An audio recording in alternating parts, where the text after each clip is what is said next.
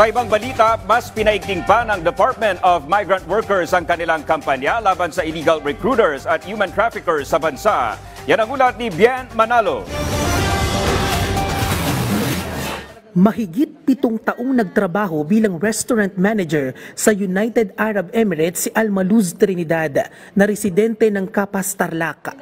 Pero 2019 nang mapagdesisyon na niyang bumalik ng Pinas para sa kanyang anak.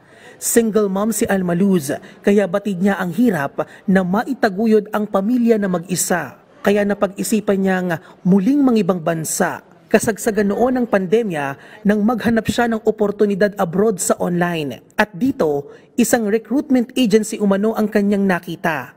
Alok ang trabaho sa Poland bilang factory worker na may tumataginting na sahod na mahigit 100,000 piso. Pero bilang kapalit, humihingi kay Almaluz ang naturang recruitment agency ng higit 100,000 piso bilang placement fee. Dito na kinutuban si Almaluz na baka scam ang agency.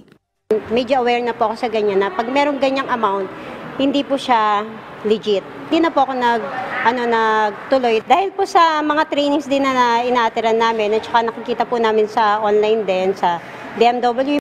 Ang mga illegal recruiter na yan, hindi na uubra pa dahil mas pinaigting ng Department of Migrant Workers o DMW ang kanilang kampanya laban sa mga illegal recruiter at human traffickers sa bansa. Prioridad kasi ng DMW ang pagsusulong ng bilateral cooperation at multilateral engagements na mangangalaga sa kapakanan ng mga overseas Filipino worker.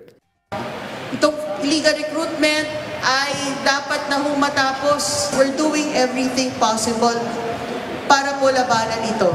Bukod dito, patuloy ding pinalalakas ng ahensya ang kanilang anti-illegal recruitment and trafficking in person campaign o AIRTIP na poprotekta sa kapakanan ng mga OFW. Bahagi nito ang pagsasagawa ng seminar and enhancement trainings at information dissemination campaign. Po magbabalak na magtrabaho sa ibang bansa, please take time po na malaman kung ano ang tama o legal na paraan. And maging alerto po, huwag magpaloko. Wala pong masama na magtanong sa DMW para po maiwasan natin mabiktima ng illegal recruiters, human traffickers, or online scammers. Kabilang sa kanilang kampanya ang 4 dapat campaign.